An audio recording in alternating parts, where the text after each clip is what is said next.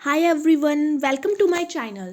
तो आज का जो टॉपिक हम कवर करेंगे that is theories of motivation. की मोटिवेशन की थ्योरीज हमें क्या कहती हैं मोटिवेशन के बारे में, कि हम कैसे एम्प्लॉयज़ को मोटिवेट कर सकते हैं। तो moving ahead towards theories of motivation, हमें सबसे पहले ये पता होना चाहिए कि मोटिवेशन का मतलब क्या होता है।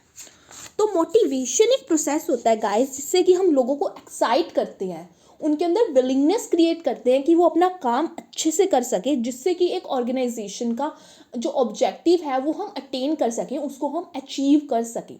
तो मोटिवेशन का मीनिंग होगा, motivation means a process which excites people to work for the attainment of the desired objectives, कि जिससे कि उनका जो डिजायर ऑब्जेक्टिव है ऑर्गेनाइजेशन का या फिर एक पर्सन का पर्सनल भी है तो वो अचीव हो सके।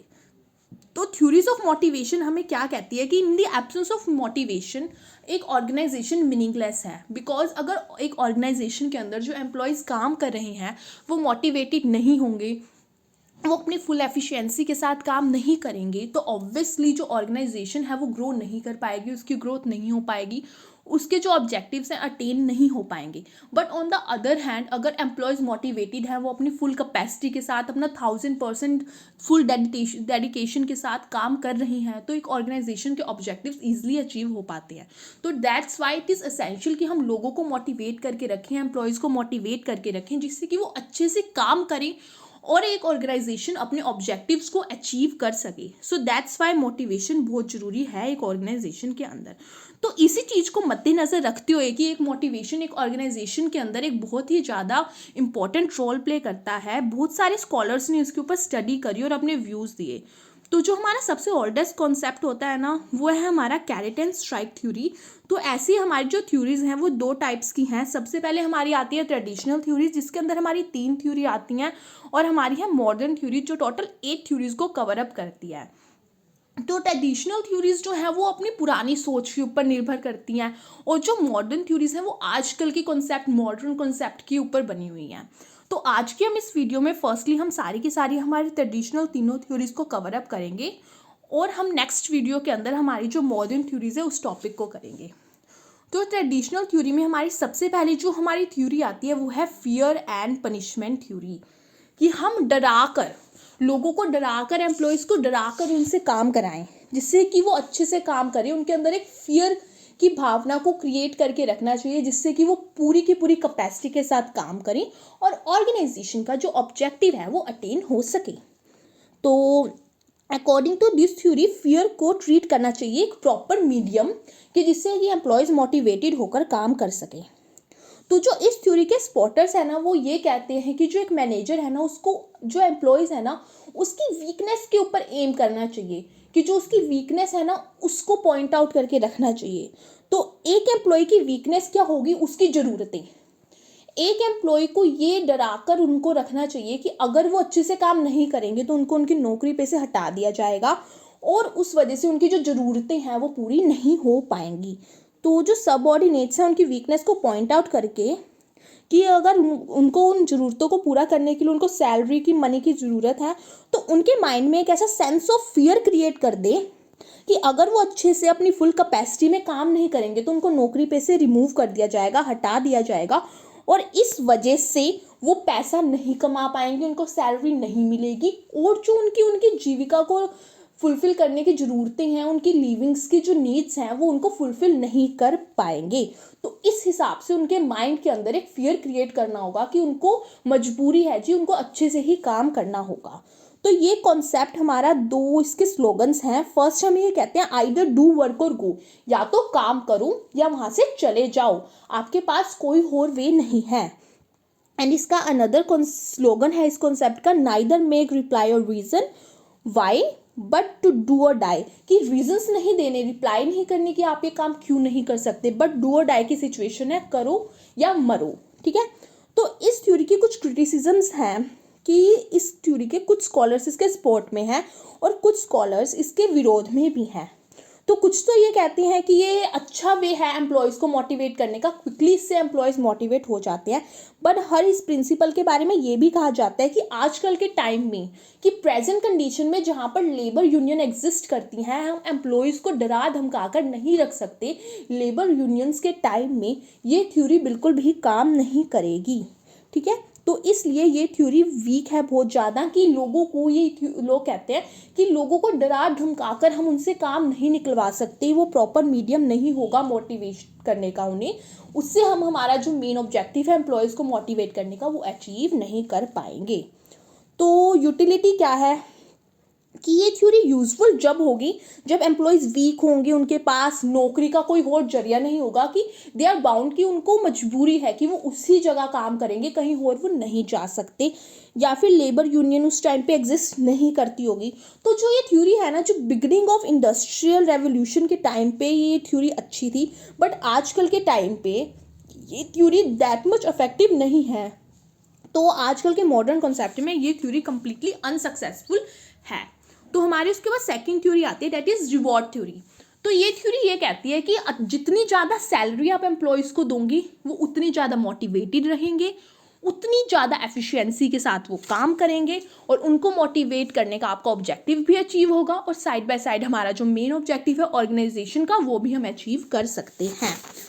तो ये थ्योरी बेस्ड है इस कॉन्सेप्ट पे कि according to this concept man, एक व्यक्ति सिर्फ और सिर्फ अपनी फाइनेंशियली अपने आप को स्टेबल करने के लिए, प्रॉफिट करने के लिए, कमाई करने के लिए ही काम करता है। तो जितनी ज़्यादा रेम्यूनरेशन होगी उतना ज़्यादा वो अच्छे से काम करेगा। तो जो हमारी, if the remuneration is related to the amount of work, तो सब वो क्या कहते हैं, अगर उसके काम के हिसाब से उसकी रेम्यूनरेशन को रिलेट कर दिया जाएगा, तो वो अपनी फुल एफिशिएंसी के साथ काम करेगा, बहुत ज़्यादा अच्छे से काम करेगा। तो सबऑर्डिनेट अपनी मैक्सिमम यूज़ करेंगे कैपेसिटी का, इस व्यू से कि उनको और ज़्यादा रेम्यूनरेशन मिलेगी। तो according to this thought workers अपनी पूरी एफिशिएंसी देंगे, क्योंकि उनको ये होगा कि हम जितनी ज़्यादा एफिशिएंसी देंगे हमें उतनी ज़्यादा सैलरी मिलेगी, हमें उतने ज़्यादा रिवॉर्ड्स मिलेंगे। तो it means that there should be given more salary to get more work. तो अगर हमने एम्प्लॉय से ज़्यादा काम करवाना है तो हमें उनको ज़्यादा सैलरी प्रोवाइड करनी पड़ेगी, जिससे कि वो और ज़्यादा सेटिस्फाई होएंगे, और अब वो जितने ज़्यादा सेटिस्फाई होएंगे वो उतनी ज़्यादा कैपेसिटी के साथ काम करेंगे। तो इस चीज़ से क्या होगा कि एम्प्लॉयज़ जल्दी से हमारी जो ऑर्गेनाइजेशन है उसको भी नहीं छोड़कर जाएंगे। तो इसके दो पॉजिटिव इफेक्ट्स हैं। फर्स्ट कि इससे क्या होगा कि जो लेबर टर्नओवर है ना हमारी, उसके अंदर इफेक्ट आएगा, कि लोग इतने ज़्यादा बार बार ना ऑर्गेनाइजेशन को लीव कर नहीं जाएंगे, तो हमारी वो लेबर टर्नओवर का रेट है वो डाउनवर्ड जाएगा, वो डिक्रीज़ करेगा। और साथ के साथ क्या होएगा कि एम्प्लॉयज़ को अच्छी सैलरी भी मिलेगी, तो वो दूसरी ऑर्गेनाइजेशन बाहर की तरफ भी नहीं जाएंगे, और जो दूसरे एम्प्लॉयज़ हैं, किसी और ऑर्गेनाइजेशन के एम्प्लॉयज़ हैं, उनको भी ये फील होगा कि नहीं, इस ऑर्गेनाइजेशन में तो बहुत अच्छी सैलरी मिलती है, तो वो अट्रैक्ट होएंगे हमारी ऑर्गेनाइजेशन की तरफ। तो क्रिटिसिज्म इस थ्योरी के बारे में क्या है कि हम ये नहीं कह सकते कि एक जो ह्यूमन बीइंग है सिर्फ और सिर्फ वो कमाई के लिए ही काम करता है। तो man is not a economic being जो कि सिर्फ कमाने के लिए ही जीता है। उसके अपने भी कुछ नीड्स होती हैं जिनको हम कहेंगे सेल्फ सेटिस्फैक्शन नीड, कि उसकी अपनी सेल्फ सेटिस्फैक्शन नाम की भी एक चीज़ होती है। उसको अपनी सोसाइटी के अंदर एक प्रेस्टीज, एक स्टेटस भी चाहिए होता है। तो सिर्फ और सिर्फ एक पैसा ये सारी चीज़ें उनको प्रोवाइड नहीं कर सकता। तो satisfaction with monetary reward is not sufficient motivator to employees, कि सिर्फ और सिर्फ उनको ज़्यादा पैसे देने से वो एम्प्लॉयज़ मोटिवेट नहीं हो पाएंगे। हमें कहीं ना कहीं उनको प्रमोशंस देने होंगे, उनको फील कराना होगा कि उनकी प्रेजेंस इंपॉर्टेंट है ऑर्गेनाइजेशन में, ठीक है। बाकी अगर इसकी यूटिलिटी देखी जाए तो इस बात को हम डिनाई नहीं कर सकते गाइस कि सैलरी इंपॉर्टेंट रोल प्ले नहीं करती हमारी नौकरी से रिलेटेड जो काम होता है उसमें। कि अगर आपको अच्छी सैलरी मिलेगी तभी आप कहीं जॉब ज्वाइन करेंगे ना। अगर आपको सैलरी अच्छी मिल नहीं रही है और आपको प्रमोशन के स्कोप्स दिख रहे हैं, ये वो स्कोप्स दिख रहे हैं, तो वो तो इतने इंपॉर्टेंट नहीं रहेंगे ना जब तक कि आपको अच्छी सैलरी नहीं मिलेगी। तो ये यही कह रहे हैं कि हम इस चीज़ को डिनाई नहीं कर सकते कि रेम्यूनरेशन एक बहुत ज़्यादा इंपॉर्टेंट रोल प्ले करता है। तो मनी से एम्प्लॉयज़ की बहुत ज़्यादा तरीके से मदद हो सकती है। वो अच्छी फैसिलिटीज़ अपने लिविंग स्टैंडर्ड के लिए क्रिएट कर सकते हैं। साथ ही साथ उनकी इकोनॉमिक मेंटेनेंस, उनकी प्रेस्टीज भी इंक्रीज़ होएगी।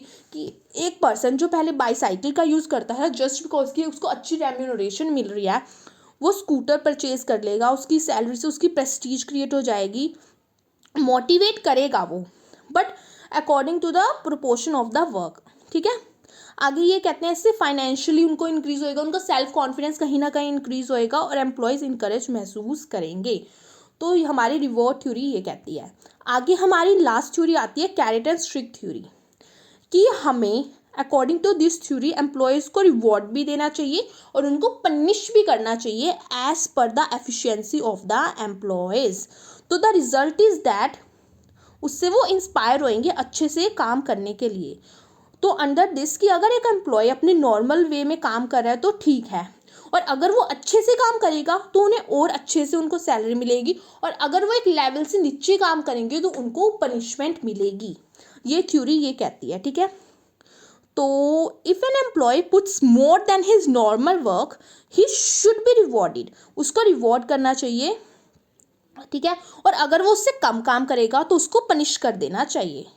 तो हमारी रिवॉर्ड थ्योरी ये कहेगी कि जितना अच्छा काम उतनी ज़्यादा रेम्यूनरेशन, और जितना खराब काम उस हिसाब से आपको पनिश कर दिया जाएगा।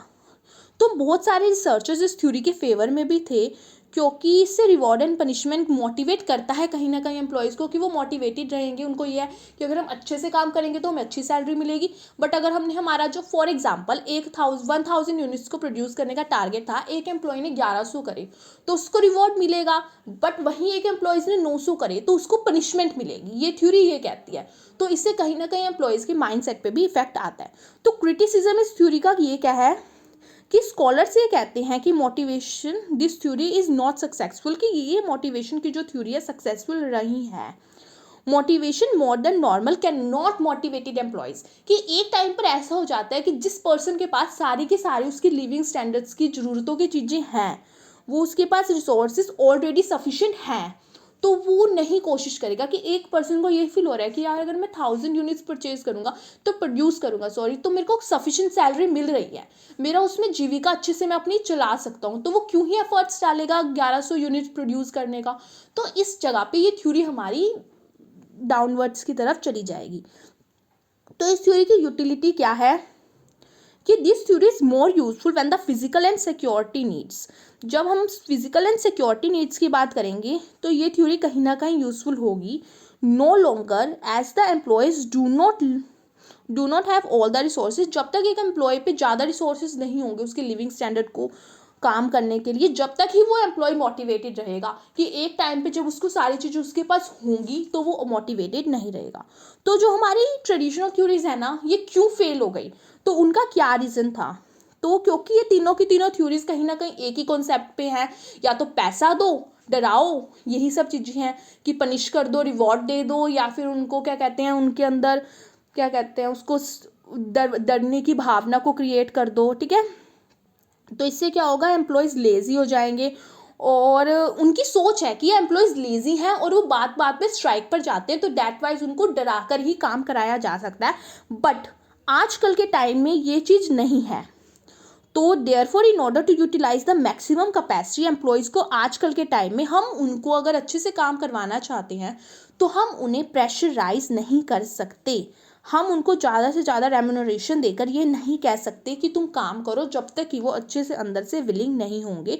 तो एज़ पर मॉडर्न कॉन्सेप्ट्स ये कहते हैं कि हमें ऐसे एनवायरनमेंट क्रिएट करनी चाहिए जिससे कि अच्छे से काम हो सके। बट ये कॉन्सेप्ट इस चीज़ को डिनाई करता है कि ज़्यादा से ज़्यादा सैलरी दे के हम एम्प्लॉयज़ को मोटिवेट कर सकते हैं। तो गाइस हमारी ट्रेडिशनल थ्योरीज के अंदर हमने तीन थ्योरीज करी हैं। सबसे पहले हमारी आती है फियर एंड पनिशमेंट थ्योरी। ये थ्योरी ये कहती है कि एम्प्लॉयज़ को अंदर फियर क्रिएट करके रखना चाहिए कि अगर वो अच्छे से काम नहीं करेंगे तो उनको नौकरी पे से हटा दिया जाएगा। उसके बाद हमारी रिवॉर्ड थ्योरी आती है कि जितनी ज़्यादा अच्छी सैलरी देंगे एम्प्लॉयज़ उतने अच्छे से काम करेंगे। हमारी थर्ड थ्योरी आती है कैरेट एंड स्ट्राइक थ्योरी। ये कहती है कि एक एम्प्लॉय अगर ज़्यादा अच्छा काम करता है तो उसको सैलरी अच्छी दे दो, अगर एम्प्लॉय बुरा काम कर रहा है, थोड़ा सा डाउन में कम काम कर रहा है, तो उसको पनिश कर दो जी। तो ये हमारी तीनों ट्रेडिशनल थ्योरीज हैं। हम नेक्स्ट वीडियो में हमारी जो मॉडर्न थ्योरीज हैं उनको स्टार्ट करेंगे। सो अगर गाइज आपको मेरी एफर्ट्स अच्छे लगे तो चैनल को सब्सक्राइब करना एंड वीडियो को लाइक करना एंड कमेंट्स करके बताना कि आपको और कौन से टॉपिक के ऊपर वीडियो चाहिए। So thank you for watching, bye bye.